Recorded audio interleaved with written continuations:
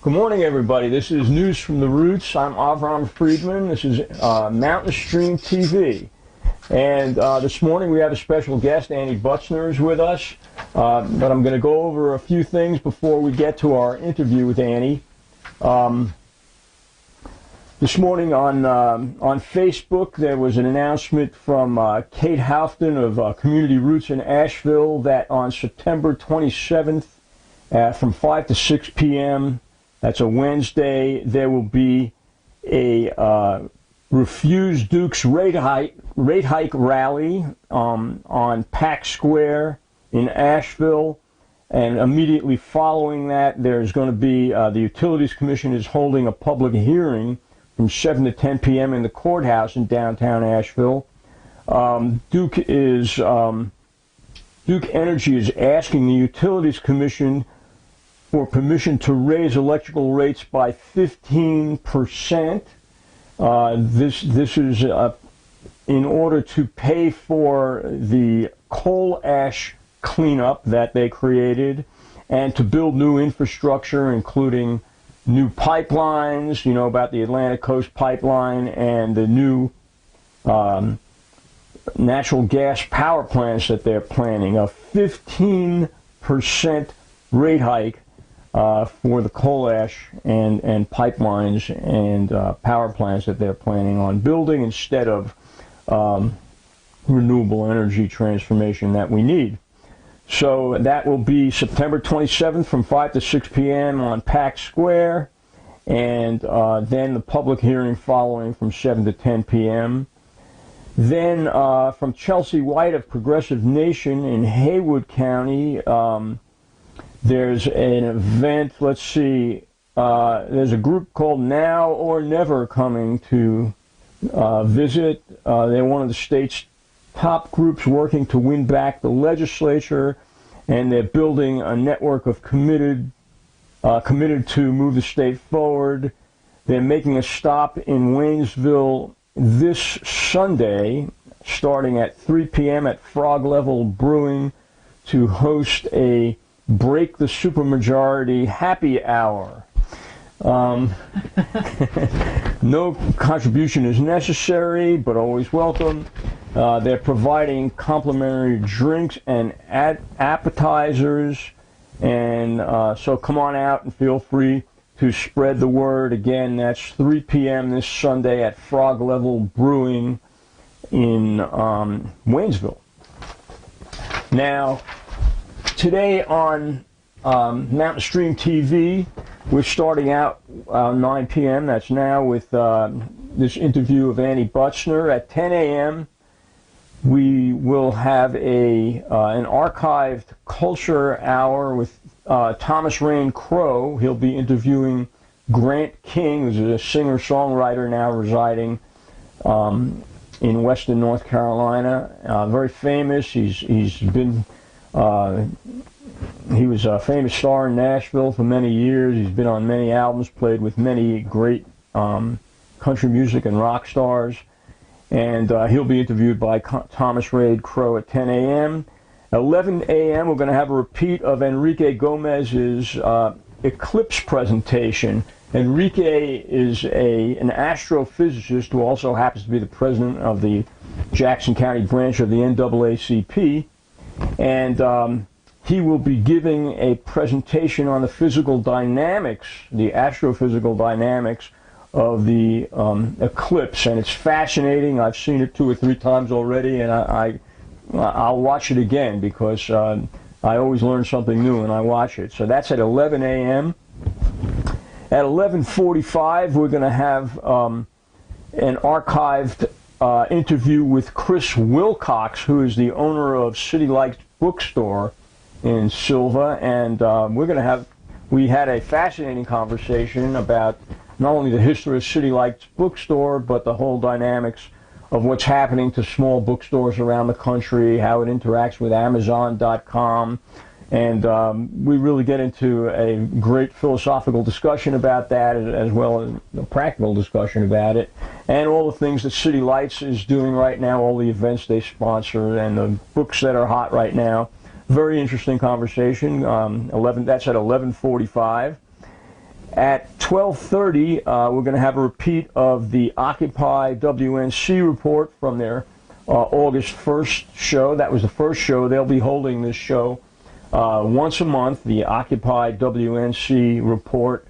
It's usually on live on the first Tuesday of every month at 2 p.m. But we'll be showing it repeatedly, and so we'll be showing it this afternoon at 12:30.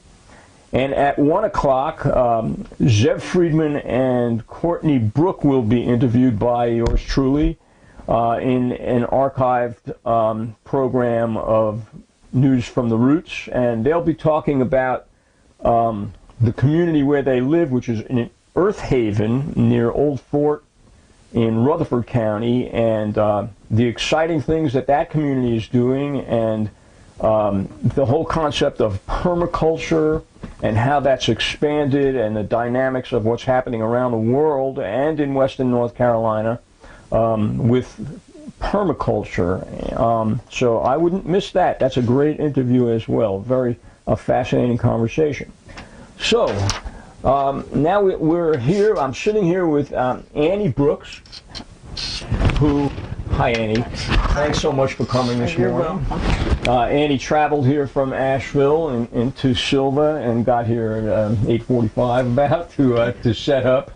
And it's a long trip for her, and we really appreciate her being here. So, Annie, tell us a little bit about your work. I know you're involved in many, many things, but one of the focuses of your work is protecting the rights of the elderly, particularly people who are in nursing homes and can't take care of themselves. In my career of nursing, I've worked mostly in academic teaching centers. When I moved down here, I was exposed to geriatric long-term care and adult care homes. I went to work, but my overwhelming feeling was here I was witnessing the same thing I'd witnessed every place, that residents had and patients had no control over their lives. I decided if I could help residents and patients vote, then they could become a political influence. They could voice concerns for themselves, their families, and their community, and also develop influence over our legislators. Well, it's been a long, hard road, and in North Carolina there are a cascade of obstacles, purposeful obstacles to prevent people from voting, I guess, every place, but particularly in long-term care. I spoke to people on the state Board of Elections about what I was discovering, and I was asked back, many times to give them testimony about the situation. Basically, if you live in a healthcare facility or are a patient in a healthcare facility, including a hospital, a nursing home, assisted living, adult care homes, or family care homes, the only way for you to vote is to go through this obstacle course. They're general obstacles. For instance, we have no large print ballots or voting materials. If you go to a polling place, there is a system set up where you can ask somebody to help you, or you can view in large ballots. However, if you're out in a healthcare facility, there's no accommodation other than a magnifying glass. Hey, I just want to interrupt you let's turn your microphone around, because I think it might be rubbing against your shirt. No, not that. Yeah. I'm sorry, folks. This interruption. Yeah. Okay, that won't rub against your shirt. It's a very sensitive microphone, and it probably is creating static for everybody. Okay, so I guess before I talked to you, I always assumed that it was a regular routine for nursing homes to inform the people that they're taking care of that there's an election coming up, are you registered to vote, and help them to do that, and then on election day, or help them to get to a polling place or fill out an absentee ballot. Is that not an automatic thing that happens in nursing homes? No. Sometimes activity directors call attention to an election. However, the way the law is written, if people need assistance with their absentee ballot request or the ballot itself, a call must be voluntarily made from somebody at the facility to request a team to come out to that home from the Board of Elections called a multi-partisan assistance team. Citizens can actually help with absentee ballot request in a nursing home, but that's where it stops. If a resident needs help with a ballot and they have to fill out an absentee ballot request to get that ballot, really 2 phone calls are needed. The first is for the Board of Elections to come out and help people register, fill out the absentee ballot request. This team then goes away from the Board of Elections and only comes back to the facility to help with the ballot if another phone call is made. And when they help with the ballot, they're not authorized to carry the ballot back to the Board of Elections. So therefore, the resident is stuck with paying 99 cents postage, taking the completed ballot to the Board of Elections themselves, or having a family member come and transport it. And so if a person isn't capable of going themselves to do this and they have no family members, they're SOL, right? They're out of luck. They don't get to participate in the political process. What I started doing 3 years ago for every election, for every healthcare facility in Buncombe County, I made a 3-ring binder, had the candidates for every single race in transparent sleeves so people with vision problem could pull them out before they voted, and then also other forms in the book. Activity directors really appreciated those books, and they became a discussion point. They were nonpartisan books. So, with this process, I have to adjust one more thing here, because that's okay. With this process, what would you say is the percentage of people who live in nursing homes who actually get to vote? Well, this includes assisted living, too. Now, I never could really speak with the author of this study from Western North Carolina. In his study, he cited that 20% of the population of Western North Carolina fit into somewhere in this category of healthcare facilities. In Buncombe County, 49% of the population is over 60, and we have many healthcare facilities that fall into this category, that if you need help, it must come from the Board of Elections. There is actually a felony charge if a neighbor or a friend, and you live in an assisted living facility, assists you with the ballot. Nobody has ever been charged with that, but it certainly is another bit of fear-mongering. So again, what do you think is the percentage of people who actually get to vote? I'm just trying to get a sense of how many people are being disenfranchised by the current system. Very few actually get to vote. In Buncombe County, after each election, I follow this statistically. It's public information, and I can get a hold of, who was helped with voting and then who actually voted. I would say, well, with all the facilities in Buncombe County, when I first started out, only 11 people in the county facilities were helped with voting, and the MAT teams go out and help, but then that second phone call is required, and sometimes the MAT teams are not recording accurately what's going on. So out of the 11, 7 people actually had a vote. And I've expanded this to where the largest number of people helped in an election were 326. And out of the 326 people who were helped, only 176 people actually voted.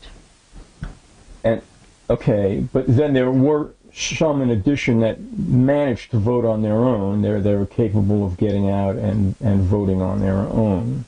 Right. I mean, we're not saying that only 326 people throughout the entire population living in assisted living or nursing homes got to vote. We're saying that's the amount that were assisted successfully. Yes. In voting. In voting. And so, do you have any sense of what percentage of the entire population of people living in these facilities get to vote?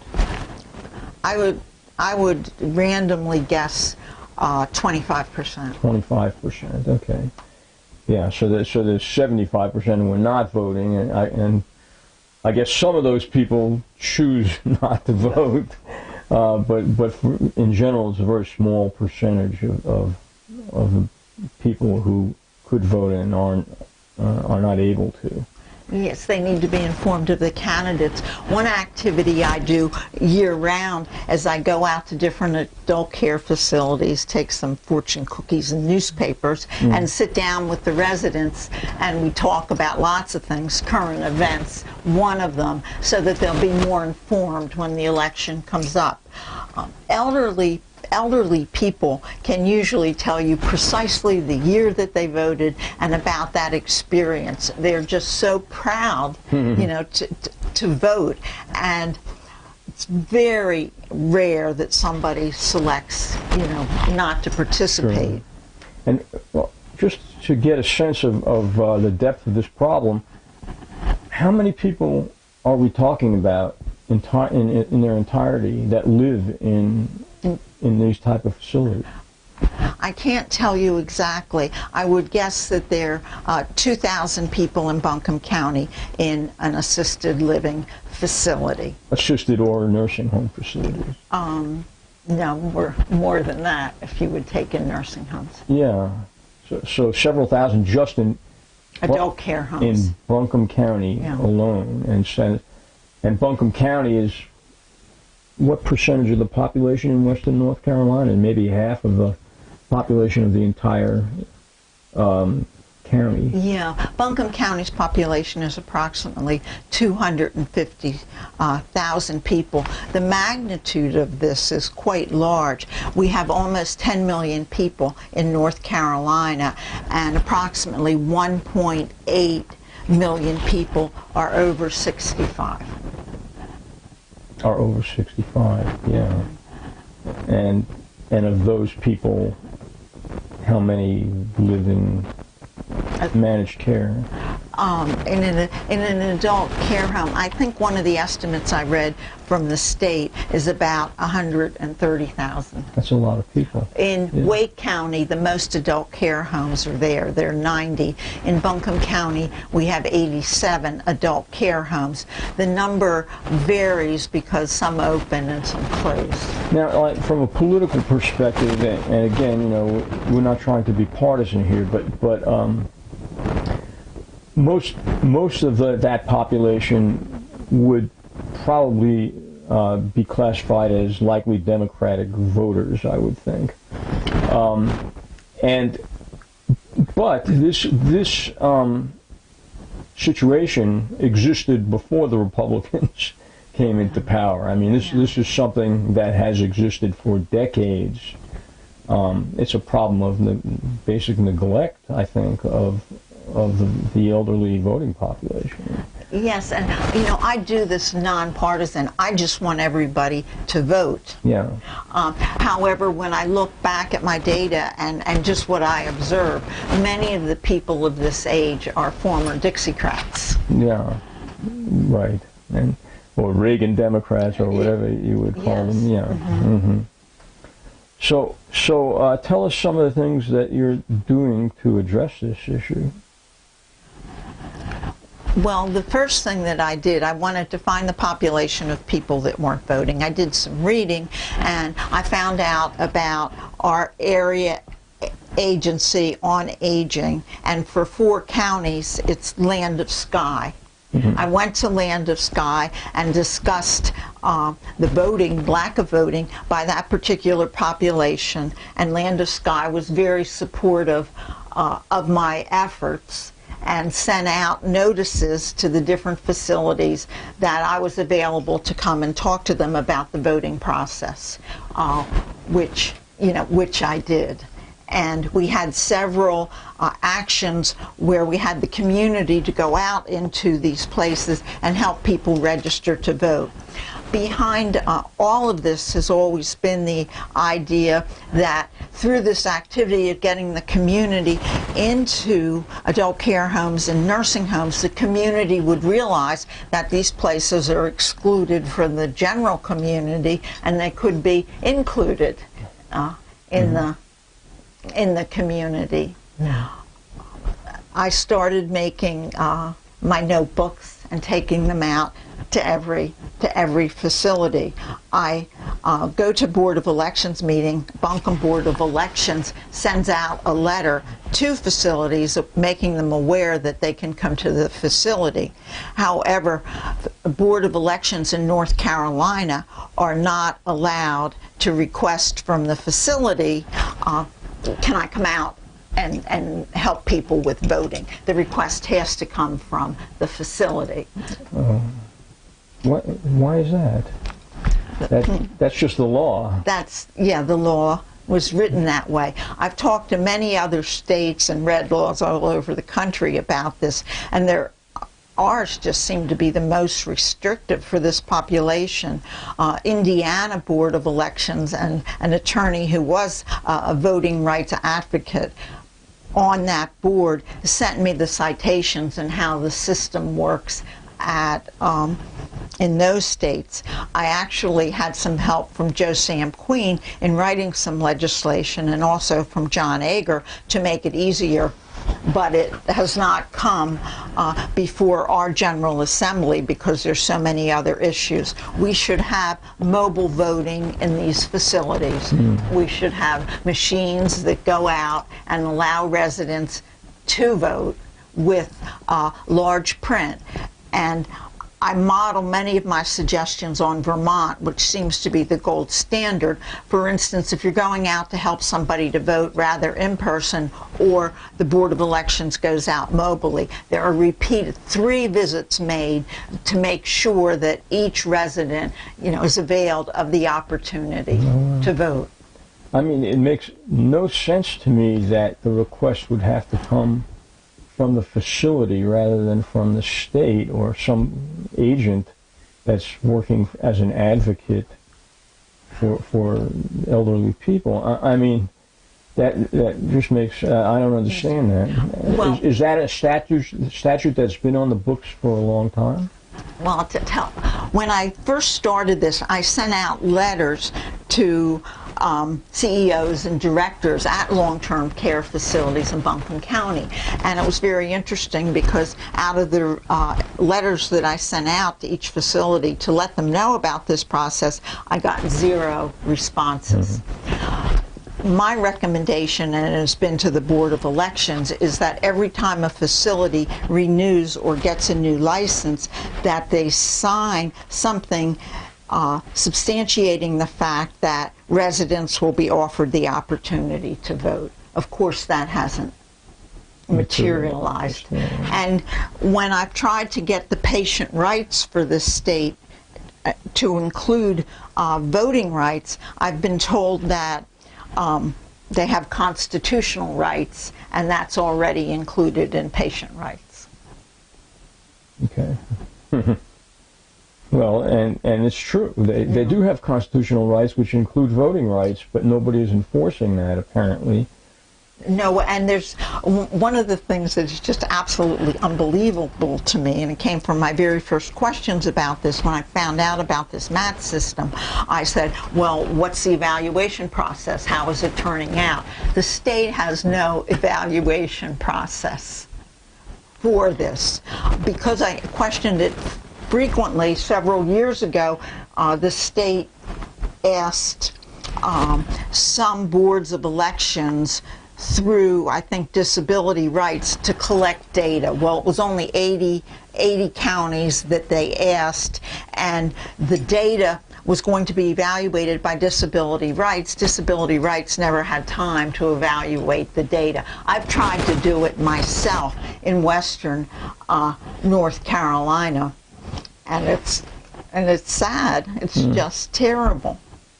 Is there anybody working with you that, I mean, are you just a lone wolf in this way, or do you have people who work with you sometimes and go to the facilities and talk to people?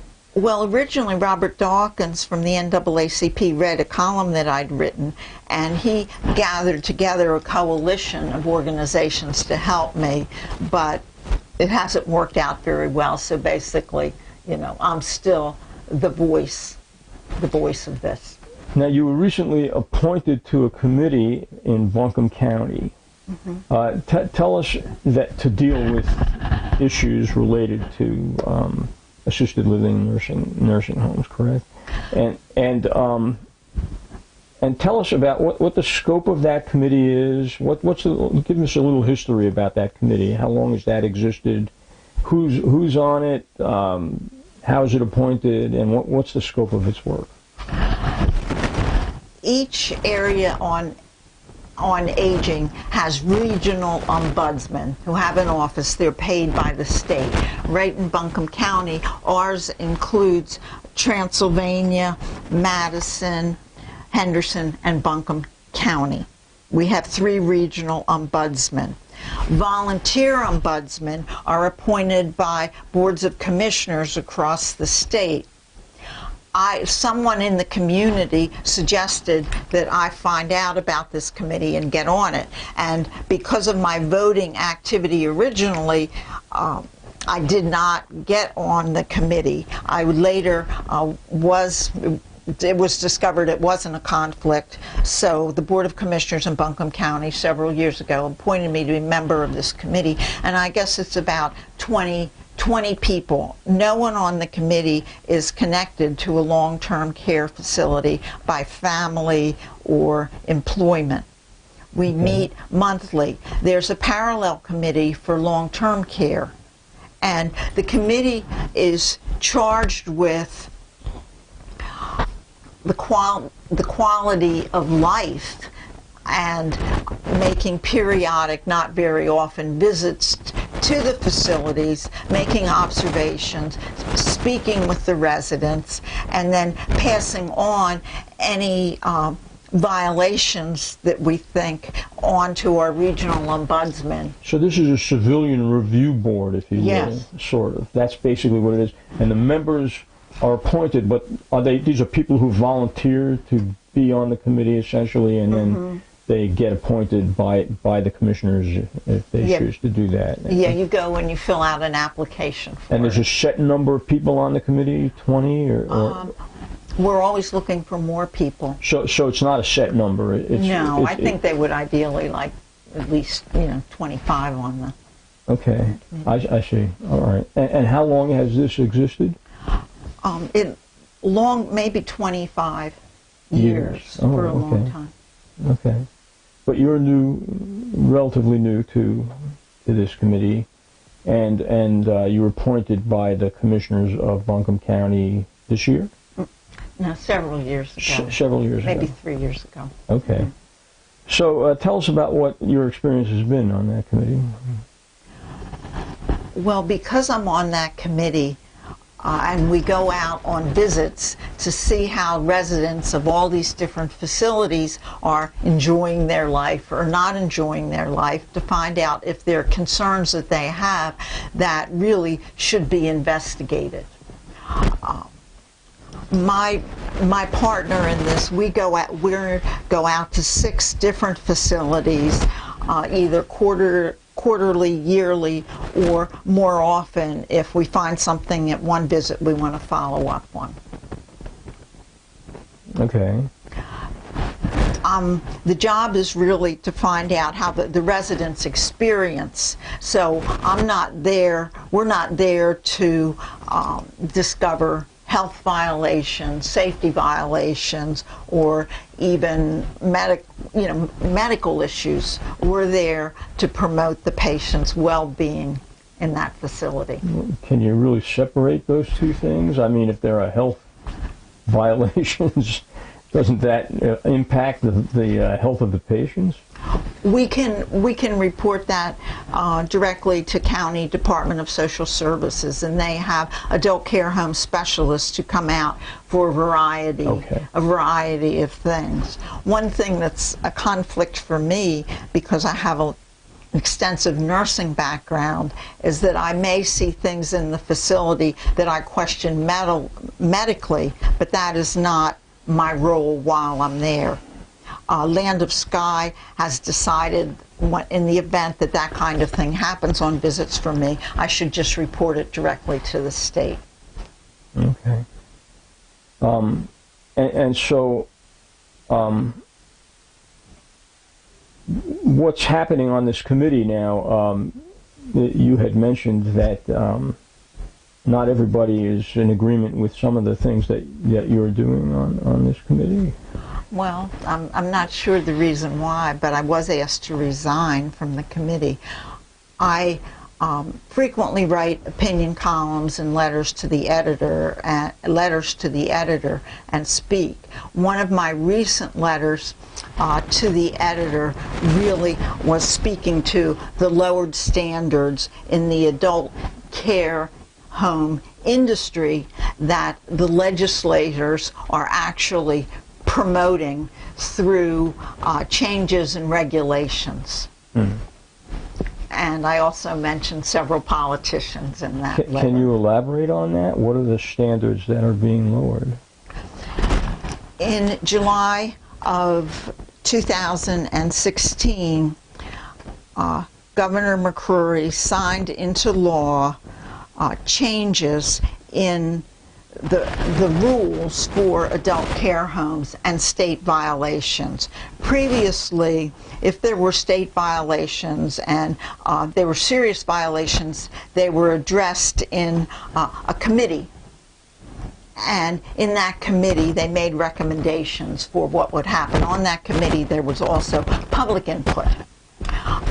The rules that were changed in July have taken away the public input from that committee. It no longer exists. It's something called the Stakeholders Committee, where I believe there are 14 members and 11 of them are corporate attorneys. And so people who don't know about adult care facilities are making decisions that affect or maybe even potentially harm many residents, and it's a for-profit purpose underlying all of this, like in long-term care. I have to tell you, I went through an experience. My mother had a stroke in 2005, and I had to go down to, she was living in West Palm Beach, Florida at the time, in a condominium complex. And I went down and I had to pack up all her stuff and sell her condominium and bring her up here to live with me. And it came to a point where I could not possibly care for her anymore. After about a year and a half, she had deteriorated in health to such a degree that it was impossible for me to work and take care of her at the same time. I was alone, and so she was moved to first an assisted living facility and then to a nursing home, and I was appalled at the understaffing that happens in nursing homes and the care. I mean, even if the people were well-meaning, that they were so overloaded and so insensitized to the individual. And I kept on moving her from one nursing home to the next until I realized that there was no good answer here. Maybe if we had been wealthy and had a lot of money, we could have done something better. But we have no good staffing laws in North Carolina. And although there may be federal guidelines and state guidelines, because of all different kinds of communication, never seem to meet. For instance, one Saturday night I received a phone call from a patient who had my card when I'd helped her vote, who was actually at a nursing home, but an adult care patient within the nursing home. She called up crying because she was frightened. It was 9 o'clock on a Friday night. There was one CNA to take care of 50 patients. Yeah. And she said that people don't put on their call lights because then, if, you know, they don't want to call woof because they may need somebody, that people were incontinent, you know, they had increased risk of falling, and it was just plain scary every night. I did complain about this, and the bottom line was that the staffing was adequate. The staffing was adequate? Yes. The way the rules read, you need one CNA per floor. Well, at one point, my mother had another stroke in the nursing home. At this point, she was in Asheville at one of the nursing homes. And I got a call saying I had to come and take her to the emergency room. I had to drive from Silva to Asheville to come and bring her to the emergency room. This was 2 o'clock in the morning. And I said, what do you mean? You can't call an ambulance? You don't have facility? Well, we only have one person here. We can't take that person off the floor to bring your mother to the... That's unimaginable to me. The amount of, first of all, I mean, we were paying about $6,000 a month for her to be there, that they didn't have the staffing to bring somebody to the emergency room. And numerous other times in all of the facilities the different facilities that I experienced, you know how they have lights flashing in the hallways if one of the patients or one of the people pushes a button for help. Well, I would go in and there'd be 3, 4 lights flashing, and nobody was going to help anybody. They were just ignoring the flashing lights. Well, we'll get to them.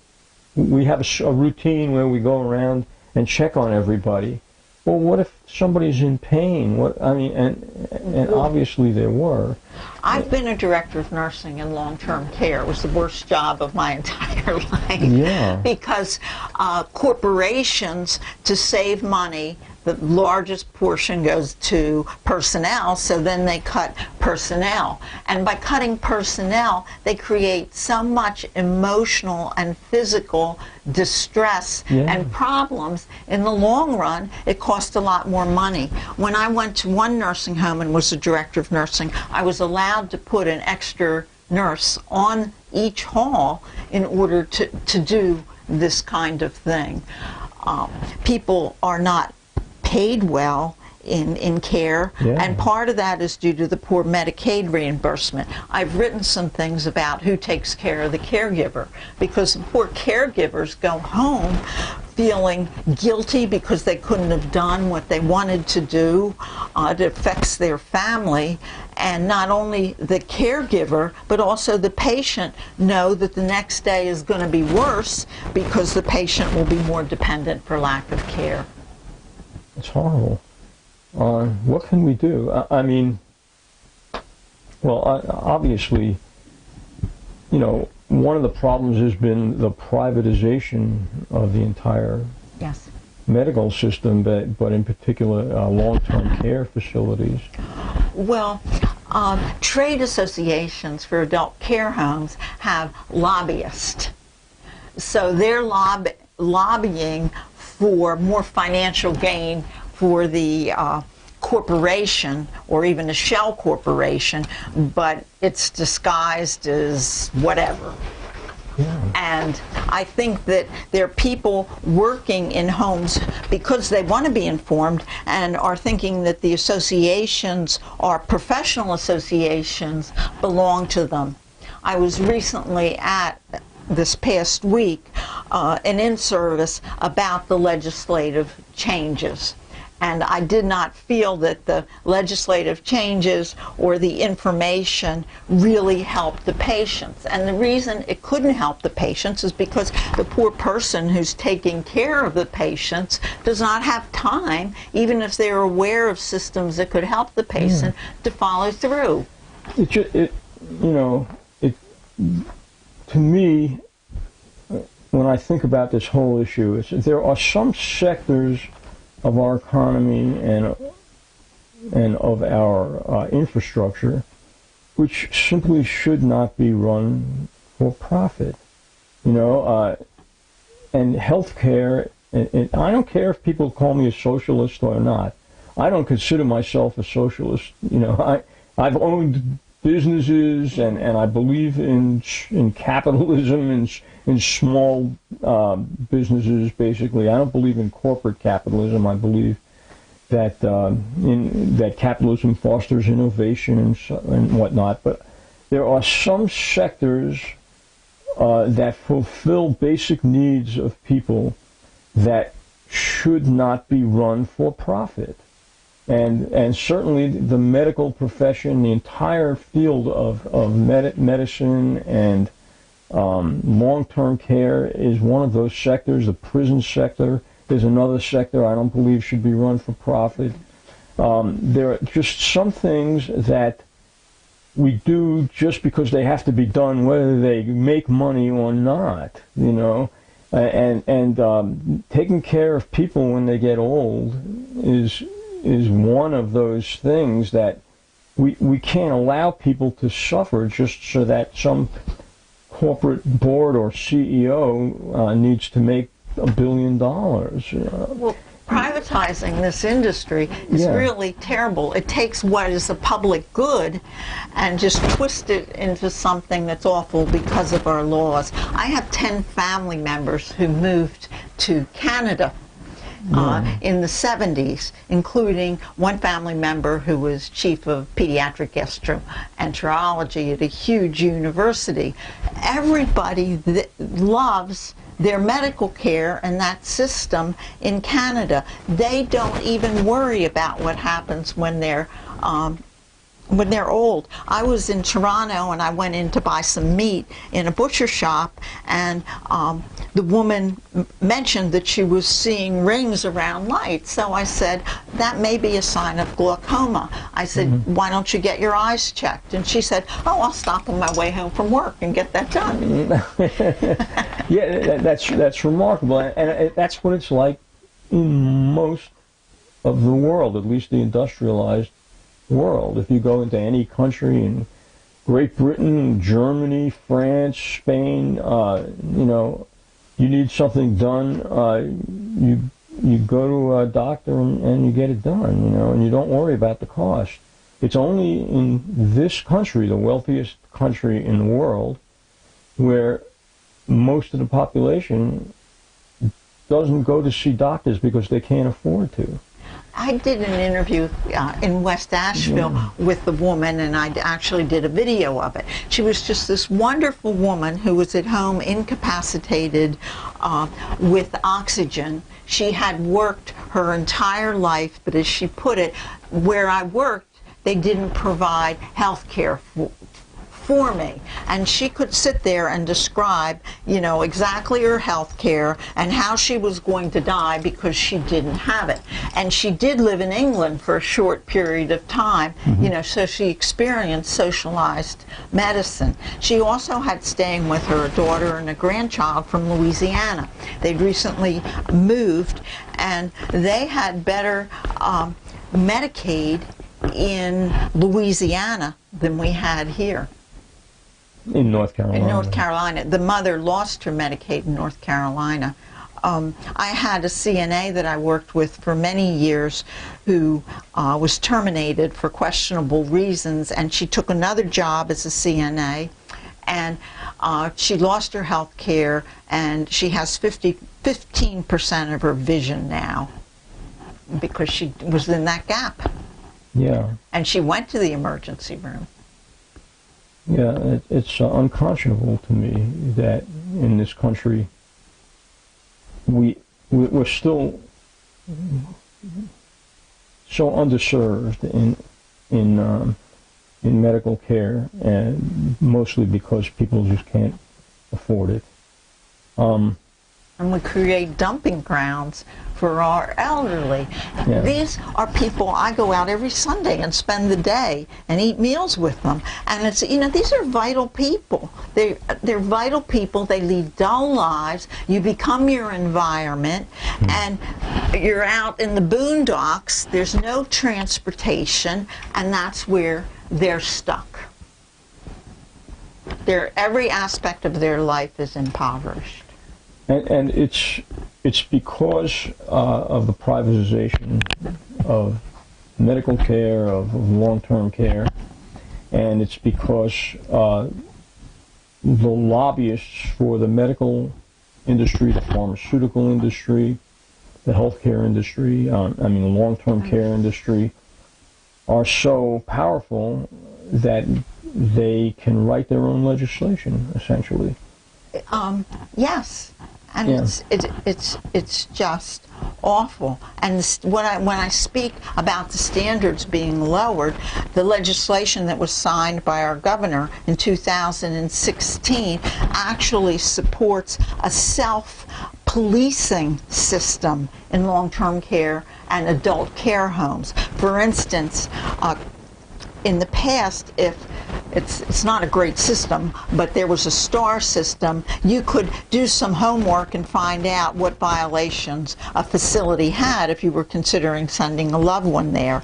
Well, if facilities have state violations and they identify them and fix them and then report them, they never receive a citation for a violation, and you can't find out about it. I worked at a wonderful nursing home in western North Carolina where it was privately owned at that time. Now, this was a good thing about a privately owned nursing home. When somebody had to go to the emergency room, somebody from the facility went with the patient in the ambulance, stayed with the patient until they were admitted to the hospital, or stayed until a family member could come. A religious corporation bought that particular nursing home, and that's no longer a practice at that nursing home. So you're saying the standards went down when a religious organization bought it? That's unimaginable.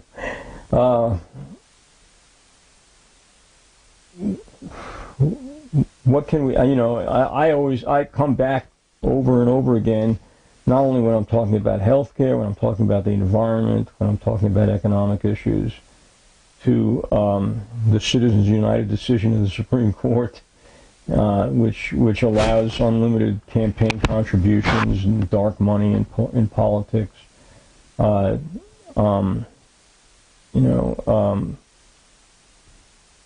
It seems to me that is the root, not only the Citizens United decisions, but other court decisions prior to that, which granted corporate rights to, or human rights to corporations and defined money as speech. And it seems to me that is the root cause of so many different problems that we're confronting today. In terms of, we're no longer living in a country that is run of the people, by the people, and for the people. This is again just one example of that. The large print ballots and voting materials and mobile voting, that possibility exists in the law now, but nobody will do it. And I was advised by an attorney at the state board that, get somebody and you work on legislation to require large print ballots and voting materials, the commissioners of each county would have to include that in their budget. But it's, having laws in the books is one thing, and then enforcing those laws is another thing. Yes. And if you're constantly cutting the budget for enforcement activities, then the laws are meaningless. That's right. Yeah. So we can't, I very often hear conservatives talk about, well, we've got to shrink the size of the government. Well, this is the price you pay when you shrink the size of the government. I mean, there is a certain truth to the fact there's a lot of corruption in government, and that there is wastefulness, But I'm not sure that the answer is to shrink the size of the government and to reduce the regulatory agencies and enforcement agencies. You have to attack the corruption in government, and you have to try to eliminate wastefulness. But let's not throw the baby out with the bathwater. Oh, I agree with you. We need good, good government. Right. And actually, I haven't done much work on it, but I am writing a book that is an attack on adult care homes and long-term care. And what's the name of your book? I don't have a name for it yet. Well, that should be fascinating. You're writing it as we speak. I mean, you're writing it now? Compiling. Compiling information for it from my notes. One of the problems is this condition that we live in is so absurd that you have to participate in it, and by participating in it, I'm not writing as much as I would like to. Right, yeah. I went through the experience of writing a book several years ago in fits and starts, and until I finally really got into it, and then I knocked it out pretty quickly. But Carolina Public Press has done a wonderful series and will be doing more work on adult care homes. Okay. Mm-hmm.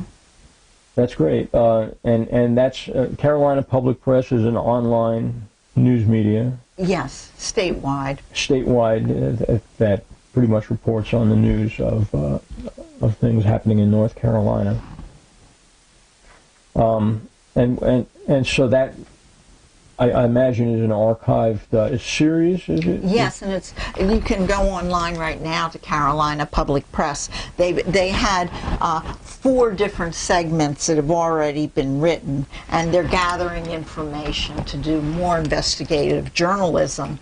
Now, as a result of those 4 articles, people are coming out of the woodwork, to share their experiences. Okay. So, what's next for you? Is it you just keep on plugging along, or do you have any new ideas that you're thinking about implementing? I know you mentioned that you had been asked by at least one of the members of this committee in Buncombe County to resign. You said because you were going in a different direction or something obscure like that. Obviously, you're not planning to resign. I considered it. However, I was at a conference and one of the administrators asked me to come over, and she wanted me to come to her facility more often. I had sent some people from the community to eat meals there, and she just said, you're the person from that committee. You're the only one who's ever helped actually the residents. I like to take clothes out to the homes, which I can get from a warehouse at ABCCM. Mm-hmm. So, I'm going to continue doing that. Right now, I'm just getting started. It's late in the summer. Fall gardens. I would like them to be in every adult care home facility. There are in some, but there's no group in Buncombe County who has taken that initiative. So I'm doing it now, and probably this year we'll only have 5 raised garden beds going by August 16th, but I'm hoping next year that some other groups will take over there are groups you should probably get hooked up with. I know my son, when he was living in Asheville, was heavily involved, Zev, in the community garden movement, and he helped start several community gardens. Oh, it's wonderful what they're doing in Asheville. There is an organization, Bountiful Cities, that is helping me, but it's not out. This is their first effort, out in the county, and it's really my effort. Sure. But I think that if others were aware of what you're doing and the need for gardens in nursing homes and assisted living facilities, that they would be willing to do it. That's probably just a good thing to do. Good karma. Well, I organized several other things that have worked out kind of well. One year I decided every adult care home resident in Buncombe County should have a Christmas present. Oh, okay. And so I started collecting Christmas presents, and I did get some from Land of Sky. I only got 500, but I went out, and gave them out.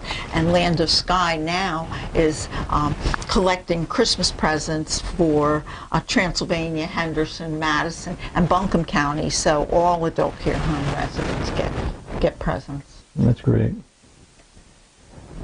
Well, Annie, we're just about out of time. Thank you again for coming here. Is there anything else you wanted to say while you're here? I know that you're involved in so many different things, but we'll broadcast this show repeatedly. So we want to get the word out about the work you're doing and let people know the problems that exist and some of the things that can be done to address those problems.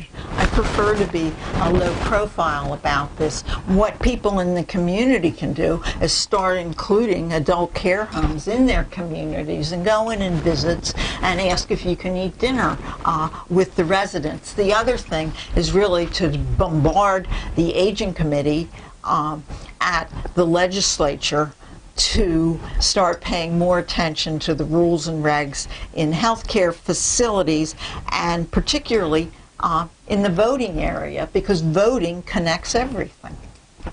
Yeah. Okay. Well, thanks, Annie. And maybe you'll come back and talk to us again with an update in a while. Mm-hmm. Okay. Great. Well, thank you. Thanks. Okay.